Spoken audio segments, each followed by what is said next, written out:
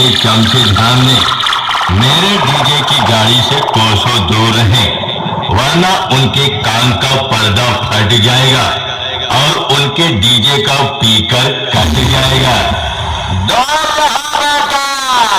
नहीं तो अपन जबरदस्ती तो से सट जाएगा। इधर आ जा।